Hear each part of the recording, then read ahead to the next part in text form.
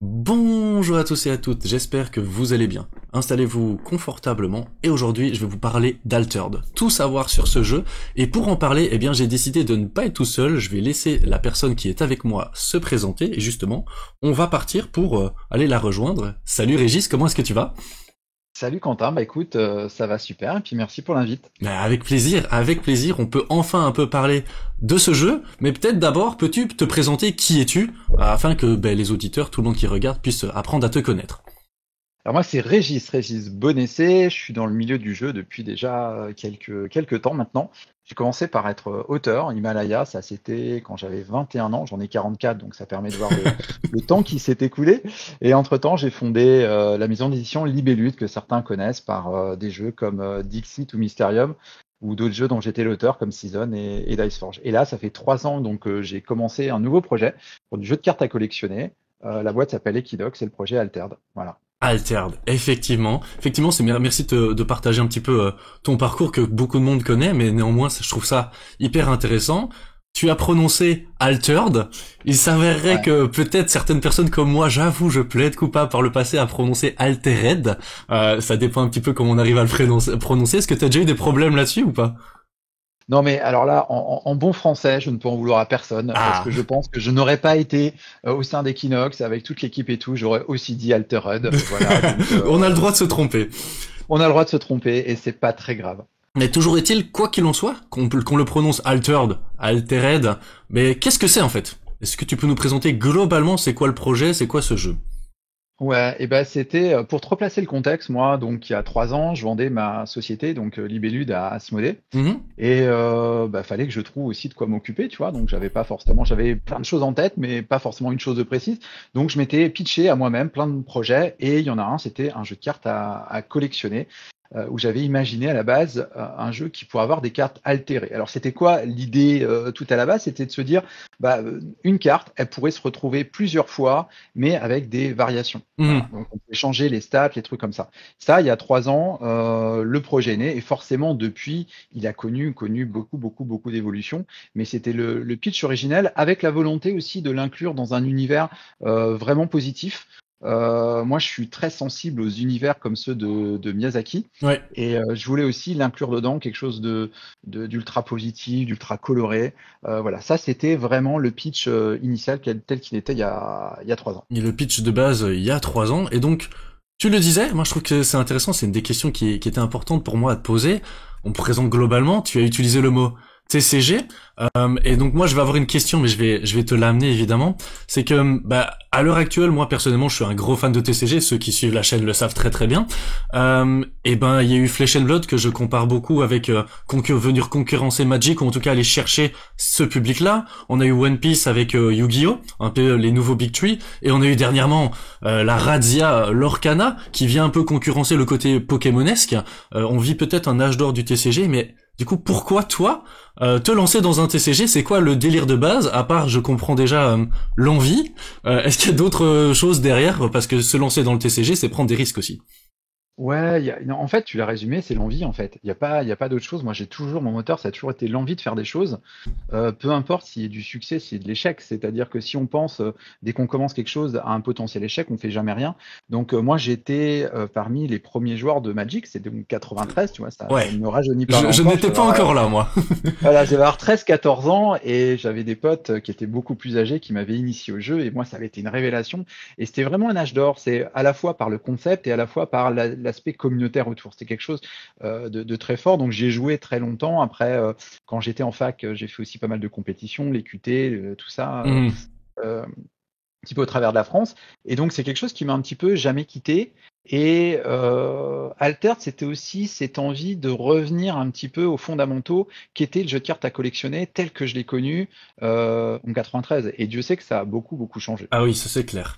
Effectivement, moi qui joue beaucoup à des jeux de TCG et qui du coup est connu même une évolution. Alors c'est vrai que je suis arrivé plus tard, mais j'ai joué jusqu'à Netrunner quand même à Ouais, ouais, l'époque. Donc quand même, ça date d'il y a bien longtemps. Et surtout, je suis devenu un gros fan, donc je m'amuse à essayer tous les jeux de cartes à collectionner.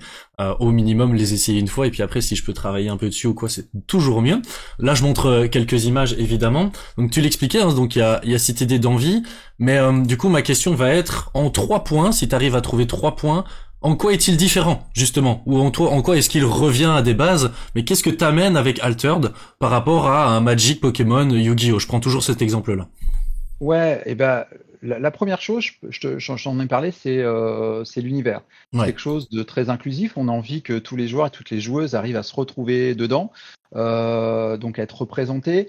C'est aussi l'objectif du jeu va être quelque chose d'ultra positif. Dans la plupart des jeux de cartes à collectionner, le but c'est quand même de tuer son adversaire, le réduire à 0 point de vie. Enfin voilà, Hmm. là on n'est plus dans un système de course. Voilà, donc c'est un affrontement quand même qui est très direct, mais avec un feeling un petit peu différent. Donc il y a tout l'univers, il y a aussi pas mal d'éléments de gameplay, on y reviendra peut-être plus tard, qui sont novateurs, mais je vais peut-être pas l'exprimer maintenant, ça prendrait peut-être un petit peu de temps. Sinon, les autres points qui rendent vraiment le jeu différenciant, la première chose, c'est la propriété numérique des cartes. Alors là, je vais Ouais. dire, oulala, un gros mot, NFT, Ah, ça machin, fait il n'y a pas peur. d'NFT, il n'y a pas tout ça, c'est de la base de données classique comme peut trouver dans tous les jeux Ok. vidéo ou autre. Le principe, c'est tu ouvres un booster, tu vas scanner, on a un système de scan ultra rapide, tu scannes toutes tes cartes et elles sont aussi liées à ton compte. Et ça va nous permettre en fait de développer vachement de fonctionnalités. La première, les plus basiques, ça va être de pouvoir suivre ta collection en ligne, de regarder, Hmm. éventuellement tu peux construire des decks, tu es dans le métro, tu dis tiens, voilà, tu jettes un petit coup d'œil. Ça va te permettre aussi de t'inscrire à des tournois.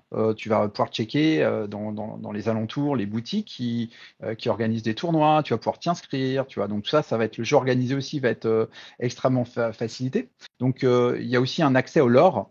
Chaque carte, tu vois, donc a une histoire et Ouais. donc à travers 300 mots, on va raconter l'histoire du personnage ou l'action, ce qui se passe et tout. Donc les gens qui sont hyper sensibles au lore vont pouvoir avoir un accès hyper facilité à l'histoire en fait, alors que Hmm. dans plein de jeux, bah, mine de rien, c'est un petit peu obscur, il faut aller sur des sites, faut vraiment faire un effort. Là vraiment, si tu as envie de t'intéresser à notre univers, l'accès est direct. Ça, c'est la première chose. Deuxième chose, je vais dire, c'est l'échange des cartes. Ah. On va avoir une marketplace monde et tu vas pouvoir échanger euh, toutes les cartes de ta collection. Tu vas pouvoir en acheter de collections d'autres joueurs, d'autres choses à travers le monde. Tu vois, un japonais met sa carte en vente. Tu Ouais. vas pouvoir, toi, l'acheter et tu vas pouvoir choisir aussi de la visualiser dans la langue de ton choix. Donc Hmm. là, en l'occurrence, nous, ça sera plutôt le français. Ah, on aimerait Et tu bien. me diras là, ouais. Et là, à partir de là, tu me diras, c'est bien beau, mais c'est un jeu de cartes physique. Tu me parles d'échanger une propriété virtuelle. Comment je joue avec ma carte? Bah, c'est que nous, on a mis en place un système de print on demand. Donc ça, c'est aussi la grosse innovation du projet. Hmm. Toute carte de ta collection va pouvoir être imprimée chez notre fabricant. Donc, tu n'auras pas de différence de qualité de carte et tu pourras la recevoir chez toi à domicile. Donc ça, c'est aussi une grosse innovation qu'on apporte. Donc là, je récapitule un peu. Ouais. J'échange mes cartes avec le japonais, je la reçois, je la sélectionne et parmi d'autres aussi que je peux ajouter, je les fais imprimer et je le reçois plus tard chez moi. Ça, c'est, on va dire, la deuxième grosse nouveauté. Et la troisième, bah, c'est aussi le système des cartes. D'habitude, je vais prendre l'exemple de Magic, vu que c'est le jeu de cartes à collectionner le plus connu. Hmm. Tu as les cartes communes, une commune, rare, voilà, les mythiques. Et chaque carte est, euh, Ah. est comment dire, À, je trouve plus à le sa nom. spécificité et à À sa sa... spécificité, Ouais. voilà, voilà. Et j'allais dire unique, mais c'est pas ça, mais Oui. ça, à sa spécificité. Nous, on va avoir un set de cartes communes qui vont toutes être déclinées dans une version rare. Hmm. Donc ça veut dire qu'on va tweaker un petit peu les valeurs. Là, tu vois, tu montres un écran, je le vois en même temps. Tu vois, on va pouvoir changer peut-être le coût d'invocation de la carte, des statistiques, des petites capacités. Donc elle va être altérée, justement, d'où le nom D'où le nom du jeu. altéré. Voilà, c'est ça. Et au milieu, donc là, tu vois, c'est un jeu qui se joue monofaction, je précise. Donc il y a 6 factions, j'en ai pas parlé, on y Ouais. reviendra peut-être plus tard, mais tu joues monofaction. Donc tu vas avoir une rare forcément qui va être de la même faction que la carte commune, et tu vas toujours avoir une rare qui va être d'une autre faction. Ce qui fait que voilà, tu peux jouer, mettons, il y a une faction qui s'appelle Muna, bah tu vas pouvoir jouer parfois quelques cartes d'autres factions, mettons des Ordis, des nains, parce qu'il y aura ces rares qui seront altérées. Exactement. Jusque-là, ça va. Et enfin, Ouais. il y a la troisième catégorie qu'on voit tout à fait à droite, c'est Ouais. les cartes uniques. Que j'aime bien Donc, montrer avec les magnifiques images. Donc si vous aviez pas encore compris, quand ça tourne les images, vous avez, on va dire, la carte niveau 1, c'est pour globaliser et aider les gens, hein, carte niveau 2 et carte niveau 3. Et si vous observez, normalement, vous devriez voir des détails, des différences, des évolutions dans cette carte. Et c'est ça qui est intéressant, comme j'étais en train de le montrer là. Donc tu peux reprendre, hein, mais effectivement, mais je voulais le montrer dans le côté illustration. Tu disais d'un côté univers qui est travaillé, c'est aussi travaillé sur ces cartes qui sont altérées. Ouais, là, tu vois, dans l'exemple que tu montres ci-dessous, il y a des animaux qui se rajoutent et aussi la frame de la carte Ouais, change. La version commune, elle est toujours à bord noir. La version rare, elle est full art, extended full art. art. Voilà. Et là, vraiment, la version unique, elle est vraiment full art, Ouais. où vraiment l'art est vraiment prépondérant sur la carte. Donc, j'en reviens à mes cartes uniques. Quand on dit cartes uniques, c'est vraiment des cartes uniques au monde, c'est-à-dire qu'il n'y en aura jamais deux pareilles. Mhm. Tu vas pouvoir en trouver une tous les 8 boosters. Donc, on veut vraiment que chaque joueur, chaque joueuse puisse faire l'expérience d'ouvrir un booster et de découvrir des cartes uniques. Et, euh, et c'est ça qui a été hyper complexe aussi dans Ah, le ça a projet, dû être très c'est-à-dire dur. c'est de proposer un gameplay qui soit simple, qui soit intuitif, qui colle aux actions que font les joueurs et les joueuses, et à la fois permettre assez de tweakabilité, enfin voilà, j'ai plus le terme en français, mais de Oui. possibilités pour arriver à créer des cartes qui seront vraiment uniques. Donc les cartes uniques, Mhm. ça sera toujours le même artwork. Par contre, elles auront toutes des petites variations dans leur pouvoir. Et ça, pourquoi, en fait, cette volonté-là, elle est double. C'était je te parlais de revenir, tu sais, un petit peu à l'âge d'or, pour moi, qui était Ouais. l'âge d'or des jeux de cartes à collectionner, c'était Magic 93. Bah, c'était cette joie d'ouvrir un booster et de pas savoir ce que tu allais trouver. Parce que tu n'avais Mhm. aucune decklist sur le net, tu n'avais rien qui traînait, donc tu avais vraiment. Et ça laissait même place aux légendes urbaines. Paraît-il qu'il y a une créature verte qui est blabla. Exactement. Ah bon Et le jour où tu as découvert un booster, elle n'était pas exactement quand on te l'avait précisé. Tu as vraiment cette magie de découvrir quelque chose qui pour toi était unique et c'était vraiment génial. Et aussi, on voulait réintroduire cette magie dans les parties. Aujourd'hui, quand un adversaire joue une carte, tu sais quasiment précisément la carte près Mhm. ce que l'autre va jouer parce que toutes les listes T'es sont au sur courant. Internet, tout le monde joue un petit peu la même chose et tout. Là, ce qu'on voulait, c'est réintroduire de la surprise dans les parties. Ça veut dire que je joue face à quelqu'un, je ne saurais pas totalement ce que je vais pouvoir trouver. Alors, je précise tout de suite, c'est pas du pay to win, c'est pas bonjour, j'achète 40 uniques et je fais un deck avec 40 uniques. Les cartes uniques, pour l'instant, sont limitées à 3 exemplaires. Ouais, donc c'est Pour les travaillé, rares, c'est c'est plus réfléchi. limité. C'est ça. Donc, vraiment, l'idée, c'est de construire un deck avec une alliance de cartes communes, de rares et d'uniques. Voilà. C'est pas le truc Exactement. gros build où tu mets, toutes mes cartes super puissantes. Et boum, et Voilà. j'ai Et gagné. là, voilà, c'est ça. Et je pense que si je n'ai rien oublié, sinon je me ferais taper sur les doigts quand les petits camarades regarderont la vidéo, je crois que globalement, Ouais. j'étais un peu Bah, parlé de toutes les grandes innovations autour mais il du y en jeu. a déjà pas On va mal. revenir. Et on va sans doute revenir dessus un petit peu en parlant du gameplay parce que on Ouais, va y passer bientôt, mais je vais essayer de me faire mon propre résumé. Sachant qu'en fait, je travaille sur le jeu depuis 2 ans et demi, j'ai testé les premières versions, etc. Donc je l'ai vu évoluer. Donc c'est vraiment très très chouette d'avoir enfin le droit d'en parler avec toi. En plus, c'est génialissime. Donc déjà, merci d'être venu en parler ici en vidéo. Mais donc un concept de scan de QR code, ces QR codes qui font que tes cartes t'appartiennent. Tu vas pouvoir les échanger à distance. Tu vas pouvoir les imprimer à la demande pour avoir ouais. acheté une carte en chinois et l'imprimer en français, un système de jeu de course dont on va parler dans quelques instants autour du gameplay, mais donc un système bienveillant, un univers qui est développé, une histoire, une application qui est là aussi pour nous immerger dans l'univers du jeu, et ce système de cartes altérées avec des communes, des rares, des uniques et les fameuses cartes altérées pour revenir. Et j'aime beaucoup ce que tu dis parce que je l'ai ressenti aussi dernièrement dans d'autres TCG, je ne sais pas ce qu'il va y avoir. Et ben ça maintenant à l'heure actuelle effectivement on prenait l'exemple de l'Orcana Flesh and Blood ou One Piece qui sont les trois qui sont mis en avant dernièrement. Il n'y a pas une seule carte et il n'y a pas une seule surprise quand tu vas en tournoi à l'heure actuelle. De temps en temps il y a quelqu'un qui va rajouter une carte et on se doutait pas qu'il allait le faire et donc waouh, et ça crée justement cet effet là de on a beau connaître la carte, on se doutait pas qu'il avait deck buildé de cette manière là, donc il y a des innovations en termes de deck building mais il n'y a pas des surprises en termes de deck. Et je me permettrai la comparaison avec un jeu qui me tient particulièrement à cœur, qui était Keyforge, Feu Keyforge, même s'il existe toujours à l'heure actuelle, qui avait cette idée un petit peu de deck, lui pas de carte unique, mais de deck unique. Et donc en fait voilà, ce que j'entends dans Altered, c'est que c'est plein d'inspirations de choses qui vous ont plu dans plein de domaines du jeu de cartes, et essayer de faire un mix qui a une cohérence, qui a un univers, et qui a surtout un gameplay. Et justement, est-ce qu'on peut parler un tout petit peu du gameplay parce qu'il y a quelque chose qui vient d'être annoncé très très récemment. On est au cœur de l'actualité. On va essayer de pas trop on va essayer de baliser le gameplay de manière simple. Encore une fois, si ça vous intéresse justement, vous aurez des endroits à aller chercher ça. Est-ce que tu peux nous parler un petit peu du gameplay et de ce qui a été annoncé dernièrement?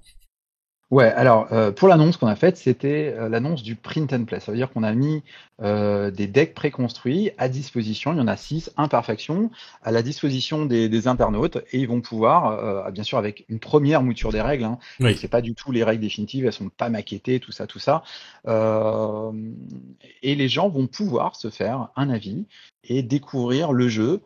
Parce que pour nous, c'est important. On sait que le jeu, nous, on va sortir le jeu en Kickstarter en février. Mhm. On n'a pas envie de prendre les gens en piège. Voilà, c'est qu'on a un produit, on y croit, on a un jeu qu'on adore nous en interne, et on est vraiment ultra fiers de le présenter. Donc voilà, ça c'est l'annonce. C'est Vous pouvez l'annonce. aller sur le site. Les fichiers sont à télécharger. Vous regardez sur notre Facebook, sur notre Discord communautaire. Il y a Oui. une grosse communauté très animée et vous pouvez télécharger et vous faire une idée là-dessus. Même au passage, j'en profite. Il y a le lendemain qu'on avait mis ces fichiers en ligne, des gens qui ont proposé déjà des versions TTS. 3 personnes, pouf, tout Ouais. de suite dans la nuit. Et donc là aussi, ceux qui ont TTS, les modules, Ouais. le ou les modules sont directement téléchargeables en ligne. Donc là aussi, une autre méthode de tester le jeu. Donc moi, soit j'y vais pour le tester à distance en ligne ou quoi parce que j'ai pas quelqu'un, soit je l'imprime parce que du coup maintenant je peux l'imprimer, j'ai même les règles avec moi. D'ailleurs, je vais utiliser les règles qui, je le reprécise comme tu l'as dit, ne sont pas du tout les règles finies, bien maquettées, mais qui vont nous être utiles pour expliquer un petit peu le jeu. J'ai envie de jouer là, moi. Moi, mon cher Régis, là j'ai envie de jouer. Mais c'est quoi les règles du jeu? Alors, je t'explique. Simplement, On va, on va commencer par déjà tout ce qui est mana. Donc ça, les mana, pour ceux qui ne sont pas spécialistes des jeux de cartes à collectionner, c'est ce qui va nous permettre d'invoquer des cartes, ce qui sont les terrains, des terrains magiques. Donc ça, les terrains, premier tour, j'ai 6 cartes en main, Ouais. j'en sélectionne 3 en mana, donc ça, je les reverrai pas de la partie, et les 3 autres, c'est ma main de départ. Ok. Voilà. Donc, Ça, c'est au début. simple. Simple. Et tous les tours après, c'est je pioche 2 cartes, je les ajoute à ma main, et parmi toutes les cartes de ma main, j'en sélectionne une et j'ajoute en mana si je veux. Mhm. Donc si je veux, j'aurai une ressource supplémentaire tous les tours pour invoquer des cartes. Ou pas. Voilà. Ou pas. On n'est pas obligé. Ça veut dire que généralement au début, on a tendance à en mettre. À un certain moment de la partie, selon la curve de ton deck, tu peux te dire bon bah là j'ai plus intérêt à en mettre ou si voilà. Donc ça, voilà. Ça c'est pour le principe de mana. Ouais. C'est efficace. Après, on va avoir. Je vais t'expliquer déjà le but du jeu. Ça me paraît le plus simple. Chaque joueur va invoquer un héros et son compagnon. Donc là, on vient de passer, tu vois, c'est... oui, je vais les montrer après derrière moi. Héros Bravos avec son compagnon Kojo et Bouddha. Ils sont magnifiques. Donc, on va positionner le héros à un bout de la piste aventure et le compagnon de l'autre bout de la piste aventure. Donc il va y avoir 2 expéditions et le but, ça va être de les faire avancer, chacune d'entre elles, et de faire en sorte que ton héros et ton compagnon se retrouvent ensemble sur la même région, ça veut dire sur la même case. Tu vois, là, il y a une espèce de piste. Là, elles sont face recouvertes et on va pouvoir. J'ai mon chat qui me rend visite. Alors le chat, j'ai envie de passer. En fait, il fait exactement ce qu'il faut faire dans le jeu. Il te rejoint. C'est ton compagnon. C'est ça, il me rejoint. Bah écoute, on a gagné. Merci, c'était sympa. C'était cool. Mais oui, c'est ça que tu expliquais. Donc c'est dans cette idée de jeu de course. Vous avez à gauche le héros, à droite le compagnon. C'est pour ça que j'ai zoomé un petit peu. Au fur et à mesure de la partie, les cartes ici vont se révéler parce qu'il y a des chemins, il y a des choses qui vont se passer et dont on va parler. Et si jamais vos 2 jetons se rejoignent, c'est la victoire. Et ben c'est gagné. C'est ça, tout à fait. Donc tu vois, le principe est assez simple, sachant que, encore une fois, c'est pas un jeu binaire. Ça veut dire que mon héros peut avancer, le héros adverse aussi peut avancer. Tu vois, c'est pas forcément quelque chose d'ultra binaire, et c'est ça qui fait partie aussi de ce plaisir de cette espèce de confrontation, mais qui reste quand même bienveillante. On a tous les deux la possibilité d'avancer. Voilà. Ouais, c'est une course. C'est celui qui arrivera le premier, c'est pas celui qui tuera l'adversaire en premier. C'est ça, voilà. Donc là, tu vois, on a la configuration en début de partie, comme tu l'as dit, et on retourne les cartes et on découvre des régions au fur et à mesure de la partie. Donc du coup, comment on fait avancer les expéditions? Maintenant qu'on sait qu'elle doit avancer, eh ben, je vais pouvoir jouer, tu vois, tu as la zone d'expédition, on la voit à gauche, et la zone d'expédition à droite, donc tu vas pouvoir mettre des personnages dans ta zone d'expédition de ton héros ou de ton personnage. Ouais. Et je voulais utiliser... Et comment ça va se passer? Je vais jouer une carte, mon adversaire va jouer une carte, je vais jouer une carte, mon adversaire va jouer une carte, je passe, mon adversaire peut jouer autant de fois qu'il veut, une fois qu'il a fini de jouer, on termine et on va regarder comment les expéditions avancent. Alors pour ça, on va voir que sur chaque région a des caractéristiques en forêt, en montagne et en eau. C'est pour ça que je montrais une carte créature pour qu'on arrive mieux à peut-être s'imaginer être dans le jeu. C'est ça. Donc, comment ça va se passer? On va regarder, la première chose, c'est qu'on va additionner le score de toutes tes créatures qui sont dans une expédition. Donc, on va additionner tous les scores de montagne. Tu vas peut-être avoir 7 en montagne, 6 en forêt, 3 en eau. On va faire la même chose pour toutes les créatures de ton adversaire en face. Et on va regarder les majorités. Qui est meilleur en montagne, qui est meilleur en forêt, qui est meilleur en eau. C'est pour ça que je montrais là. Donc on aurait un exemple ici où du coup il y a un joueur à gauche qui a 3 en forêt contre 3 en forêt aussi. Ah du coup qu'est-ce qui se passe? Je vois qu'il était noté égalité. Donc c'est ça. On ne peut pas avancer puisqu'on rappelle que le but c'était d'avancer, donc de déplacer son personnage. Ensuite, si on regarde, il a 3 en montagne contre 5 en montagne. Alors là, qu'est-ce qui se passe pour notre ami Bravo Player? Il remporte la majorité dans cette caractéristique-là, sachant que comment on avance, on va regarder que ton héros il va être positionné sur une région, j'en ai parlé tout à l'heure, et sur ces régions vont être indiqués différents biomes. Voilà. Par exemple, tu les vois ici, la zone de départ, elle a les 3 biomes, il y en a qui n'en ont que 2, le deuxième, et il y en a certains qui n'en ont qu'un, que forêt. Ça veut dire que si mon héros, par exemple, est dans la zone où il y a que de la forêt, la zone de droite, il devra obligatoirement, s'il veut avancer, remporter la confrontation vis-à-vis de son adversaire en forêt. Ah oui. S'il est meilleur que en montagne, en eau, super, ça ne lui sert pas à avancer dans un biome de forêt. Par contre, si je suis dans la première zone, moi, admettons, je suis meilleur que mon adversaire en bleu, lui est meilleur en rouge et en vert, on avancera tous les deux. C'est ça. D'une case. Effectivement. Donc maintenant, parce que évidemment, je referai une vidéo plus détaillée sur les règles du jeu, mais donc, on a un tour de jeu, j'ai 2 cartes dans ma main, enfin, j'ai plein de cartes, j'en ai pioché 2 au début de mon tour, je peux jouer des cartes à gauche ou à droite, comme on le montrait précédemment, pour justement essayer de venir remporter la majorité dans la partie de gauche pour faire avancer mon héros, dans la partie de droite pour faire avancer mon fameux compagnon chat qui essaye de me rejoindre, vraiment, tu sens qu'il a envie de te rejoindre. Et ensuite, on va observer la majorité dans les 3 biomes, ou en tout cas dans les différents biomes qui sont disponibles sur la carte. Si nos 2 cartes se rencontrent, on a gagné la partie. Et évidemment, je vous passe exprès un petit peu les détails, mais je montrais un tout petit peu, quand je montrais les decks préconstruits, vous avez des personnages, vous avez plein d'interactions possibles que je vous invite à les découvrir. En fait, je trouve que c'est ça qui est intéressant, on va pas parcourir toutes les caractéristiques, mais donc vous avez des cartes sorts, qui elles sont jouées, elles restent pas de manière permanente sur le terrain, vous avez donc vos héros, vous aviez des personnages, enfin vous avez plein de types de cartes différentes, même si on n'a pas 150, il y en a pas 150, mais il y en a différentes, qui vont interagir de manière différente avec le terrain, et encore une fois, c'est plus un jeu de majorité qu'un jeu d'affrontement.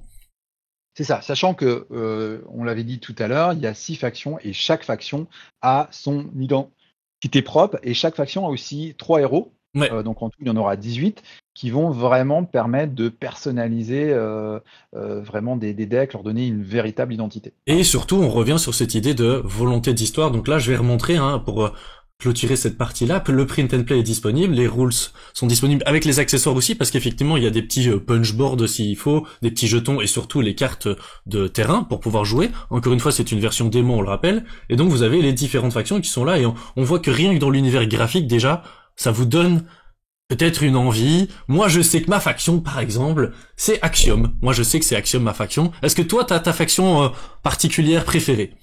Ah, moi, c'est les Ordis. Moi, tu sais, j'aime bien l'ordre, j'aime bien que les choses soient. Ah, t'aimes bien l'ordre, etc. Ah, ok, d'accord. Voilà, moi, je suis bien Ordis. Même si après, j'aime beaucoup aussi le gameplay des Izmir. Mais ça, c'est mon côté joueur contrôle. Ça, ouais. J'aime beaucoup. Moi, c'est l'univers, par exemple, pour parler un tout petit peu des Axiom, un univers un peu mécanologique. Et donc, moi, j'ai adoré. Et puis, les combos qu'on peut faire. Mais je vous laisserai aller découvrir ça. Il y a vraiment des trucs de fou, pour, les différentes phases de tests que j'ai eues, etc. Waouh. J'arrive à faire des combos et c'est extrêmement jouissif sur ce côté. J'ai pas l'impression de jouer qu'une carte à mon tour. Au contraire, c'est un jeu d'aller-retour. Et encore une fois, j'en reparlerai dans mes vidéos, même si là on a quand même balisé globalement une idée de règles, et si ça vous intéresse, on le rappelle, le Print and Play ou Tabletop Simulator à l'heure actuelle pour pouvoir aller y jouer. C'est pas mal déjà. D'ailleurs, oui, dis-moi. D'ailleurs, petite précision, parce qu'on parle d'univers, mais c'est quoi l'univers? Et ça, je t'en parle 2 secondes pour que les gens comprennent un petit peu ce qu'on fait dans le jeu. Donc, il y a fort longtemps, des centaines d'années, il y a en fait le monde de la réalité et le monde de l'imaginaire qui sont entrechoqués. Et de cette collision est né le tumulte. Donc le tumulte, c'est faut l'imaginer comme une espèce de grande tempête qui se répand un petit peu partout sur le monde et qui, à son contact, le transforme. Autant dire que le monde est devenu assez inhospitalier. Tu es en train de cultiver ton champ, il se transforme en mer. C'est un petit peu compliqué. Et il y a quelques zones sur la planète qui ont été épargnées, ce qu'on appelle les oasis. C'est de là aussi qu'est né Asgertha, c'est la ville qui est d'où vont partir les altérateurs et les altrices, les héros. Et après des centaines d'années à vivre un petit peu paisible sur leur petite îlot de stabilité, à vivre aussi en harmonie, ils ont décidé de repartir à la redécouverte finalement du monde qui les entourait, vu que ils ont appris à maîtriser l'altération, et c'est ce que raconte un petit peu une partie, c'est-à-dire on repart à la découverte de ce qui entoure la ville, et voilà, et on sert à réexplorer notre monde. Et voilà. encore une fois, on ira découvrir cet univers grâce au QR code, grâce aux cartes, grâce à notre possibilité, et puis effectivement, c'est un univers que moi j'aime bien, entre un Keyforge, un Legend of Runeterra en termes d'univers graphique, un univers coloré, un univers, comme tu dis, j'aime bien le mot bienveillant, qui donne envie et qui, je l'espère, pourra donner aussi envie à tout type de personnes d'y jouer, parce qu'on sait très bien qu'un univers un peu plus sombre, un peu plus mature, un peu plus parfois difficile et gore parfois, hein, il y a des trucs très très trash dans certaines cartes, mais ça limite déjà un accès à un certain public. On parle justement de public, on parle d'univers, etc. et de volonté. C'est quoi un petit peu le modèle économique de ce jeu? On sait que c'est un TCG, mais est-ce que tu peux préciser un petit peu comment vous allez fonctionner rapidement? Eh bien, comme tout TCG, on va avoir des sets de cartes différents. On va à un rythme de sortie qui sera tous les 4 mois. Tous les 4 mois. Toutes les 4 mois, on va rajouter un petit peu des extensions qui viendront rajouter des cartes et changer un petit peu ce qu'on appelle la méta. C'est-à-dire un petit peu l'environnement compétitif du jeu, avec des archétypes de decks précis, des choses comme ça. Voilà, le modèle économique, nous on passe par les magasins, donc même si on fait un Kickstarter, c'est vraiment pour l'aspect, le Kickstarter on le fait vraiment pour l'aspect communautaire, c'est-à-dire qu'il y a plein de gens qui nous suivent et tout, et on a aussi envie de fédérer cette communauté en leur proposant un chouette événement de célébration, et on s'est dit que Kickstarter c'était le meilleur moment pour le faire, et où on offrira vraiment aux premières personnes qui nous suivent plein de choses exclusives et tout pour les remercier un petit peu de leur soutien et de leur engagement. Mais après, une fois que le Kickstarter sera passé, donc ça c'est en février, ça commence le 30 janvier, le jeu sort donc en août, donc ça sera en avant-première très certainement pour la Gen Con, une sortie un petit peu juste derrière. Et là, ça sera un modèle retail, donc retail, c'est-à-dire magasin, c'est-à-dire que le jeu sera uniquement distribué en boutique, parce que les boutiques, c'est vraiment notre ADN. Hein. Moi, je sais que c'est là où tout commence, c'est là que se fait le jeu organisé, et donc c'est très important pour nous. Après, bien sûr, on aura des petites commissions sur la marketplace, des petites choses comme ça aussi sur le print on demand, mais majoritairement, ça reste un système assez classique de vente. Oui. Mais je trouve que c'était intéressant justement de poser la question de tiens, on part sur Kickstarter pour remercier la communauté qui vous suit depuis longtemps et permettre ce côté un petit peu, ce petit boost et cette petite mise en avant, en tout cas on espère, hein, évidemment. Et puis ensuite après ça part dans le réseau des boutiques et non pas, on va dire continuellement sur Kickstarter. C'est vraiment un démarrage et puis après on a un réseau de boutiques.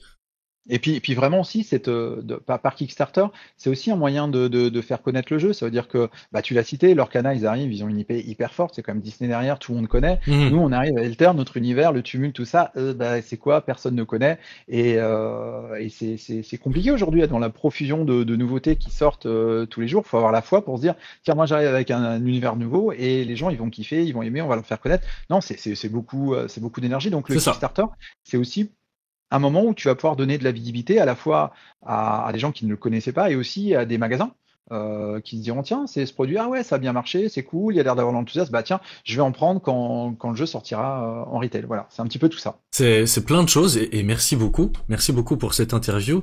Et évidemment, moi je ne peux pas terminer une interview sans essayer de te pousser un petit peu dans tes retranchements. Donc on va faire un petit jeu qui s'appelle la Combini Style, comme j'aime bien l'appeler. C'est des questions rapides. Tu dois me donner une réponse, la première réponse. Évidemment, je t'ai préparé quelques petites questions au piège. Hein, je te préviens d'avance. No stress, tu vas pouvoir les voir s'afficher. Hein, je suis en train de les préparer. Je ferai un simili buzzer pour taper des questions auxquelles je ne peux pas répondre. T'as droit à un joker. Il y a que 11 questions. C'est un petit peu pour clôturer cette interview. Évidemment, il y a des références. Il y a des trucs faciles. T'as droit à un joker. T'es pas obligé de l'utiliser si t'as le courage de répondre à tout. Allez, c'est parti. Il y a du défi. Première question. Pion ou carte? Carte. Carte. T'as le droit d'expliquer rapidement pourquoi. Mais donc, Non, mais même moi, tu vois, mon premier, un de mes premiers jeux, ça a été Season, mhm, pour qui j'ai une affection toute particulière. C'est vraiment un jeu justement de petits combos de cartes assez simple mais profond. Et j'ai une grande affection pour ce jeu-là. Donc carte. Et puis en plus carte, c'est aussi Dixit, c'est aussi plein de chouettes souvenirs. Donc donc, sans hésiter carte. carte. Ok. Début de tour ou fin de tour? Moi, j'aime bien les choses qui débutent, donc j'aime bien le début. J'aime moins clore des choses. Il y a toujours un petit côté un petit peu nostalgique, triste et tout. Donc moi, j'aime bien le début de plein de choses. Pas du Comme, tour, mais de plein de choses. comme le début d'Equinox et cette nouvelle aventure avec Altered. Et ouais, Et c'est c'est pas ça. mal, hein, c'est pas mal. TCG ou deck building? Ah là là, question piège. Mhm. Euh, J'ai envie de dire, ça dépend des périodes de vie en fait. Je pense que le TCG nécessite quand même du temps pour s'y investir, parce qu'il y a aussi tout un aspect communautaire qu'il faut pas négliger et qui est super important. Ça veut dire que aujourd'hui, moi, si je joue à un TCG, c'est aussi pour partager des choses avec des gens. Mhm. Le deck building, ça peut être des choses un peu plus isolées. Donc les deux, mais ça dépend des moments de vie. Ça Voilà. dépend des moments. Ok, effectivement. Après, moi, quoi qu'il arrive, c'était une bonne réponse. euh, très dur. Libellule ou Equinox? Ah là là, c'est très dur. Non, mais objectivement, et rien contre Equinox, c'est vrai que Libellus, c'est par là que tout a commencé. C'est grâce à Libellus qu'Equinox peut aujourd'hui voir le jour, parce que c'est vrai que ça demande aussi beaucoup de financement, beaucoup de Mhm. choses, ce qu'on t'est permis aussi par toute l'aventure Libellude. Donc voilà, Allez, je vais dire Libellus. tu pars Là, sur j'ai une bonne Libellule. réponse. T'as pas voté en touche, respect, parce que je m'étais dit que c'est sur celle-là que j'allais t'avoir. Ouais. Dominion ou Mindbug? Ah là là, dur. Et je l'ai choisi pour une raison particulière, c'est que c'est deux jeux qui, pour moi, personnellement, pendant que tu réfléchis, me tiennent énormément à cœur, voire sont des révolutions vraiment de gameplay dans deux domaines qui sont proches mais en même temps différents. Donc je voulais voir si toi t'avais un affect particulier pour l'un ou l'autre. J'ai joué beaucoup aux deux, mais si je suis 100% objectif, je dirais Dominion. Yes, bonne J'ai réponse. beaucoup aimé le minimalisme de Mindbug, mais Mhm, encore une fois, on parle de quelque chose de plus minimaliste, vraiment un plaisir d'esthète, mhm. je dirais. Et alors que Dominion, il y a, je sais pas, il y a tout un côté cérémonial, il y a, je sais pas, enfin, et dans ma tête, voilà, et c'est de la nostalgie, c'est de Ah, merci, l'émotion, c'est plein de merci. choses qui parlent, Ouais, et ça sera Dominion. quand Dominion est arrivé à l'époque, moi j'ai tout arrêté. Hein. C'était ma vie, Dominion. Enfin, vraiment, ce jeu est un mythe pour moi et ça restera le meilleur, effectivement, sur ce côté nostalgie, ex Tu connais, et tu connais l'histoire de Dominion, comment il a été édité avec son auteur, non? Oui, Où il avec a déposé son proto comme ça sur un stand, il s'est barré et en fait, et qui est rapide. Voilà, c'est c'est ça, alors que c'était une petite perle et tout. C'est C'était fou, c'est hein. c'est vraiment incroyable et merci à lui d'avoir inventé, enfin pas complètement, d'avoir mis au goût du jour parce que sinon dans les commentaires on va venir me dire que StarCraft 2 proposait d'abord un modèle de deck building, mais en tout cas d'avoir proposé et popularisé le deck building in-game comme j'aime bien à préciser. Ouais, c'était Carrément. pour en parler un petit peu. Piocher une carte ou redraw? Redraw ça veut dire repiocher jusqu'à ton maximum de cartes en main. Si on dit que piocher c'est tricher, alors pioche un, voilà. Voilà. Oh, On va ok, d'accord. Pioche on va un. se contenter du minimum. Voilà, pioche un. Ça sent le joueur de Magic, hein. Il aime bien piocher une carte. Et Ah, l'ordre. mais c'est vrai que dans n'importe quel jeu, c'est vrai que piocher, c'est quelque chose de très fort. Donc là, c'est plutôt le game designer qui parle. Je me dis, déjà, réfléchissons à piocher, hein, et puis après, Et puis après, on verra si on peut redraw. voilà, c'est ça, c'est ça. Ok. Le soleil ou la nuit? Savoir un peu de quel côté es-tu? Alors moi, de base, je suis plutôt de la nuit, Ok. vraiment. Après, les circonstances font que aujourd'hui, ma vie, elle est 100% le jour. Mais voilà, donc Plutôt la la nuit. nuit. Donc, Ouais. ça répond peut-être aux questions de l'ordre, etc. Tu surveilles pendant la nuit que J'aime tout se bien. passe bien. Non, mais quand tu es créatif, tu vois, ce qui est génial dans la nuit, c'est que tu peux vraiment te retrouver avec toi-même, t'es pas pollué par 15 millions de Hmm. choses à côté, et tu peux vraiment te concentrer sur un point et avancer, et ça, c'est un côté que moi, j'affectionne particulièrement, Ouais, c'est marrant personnellement. parce que tu parles du coup de game design, mais moi ça me rend, j'ai en horreur ça parce que justement la nuit mon cerveau se met en action, de déjà toute la journée je crée et le soir il se dit ah je vais continuer mais il faut que je dorme en fait.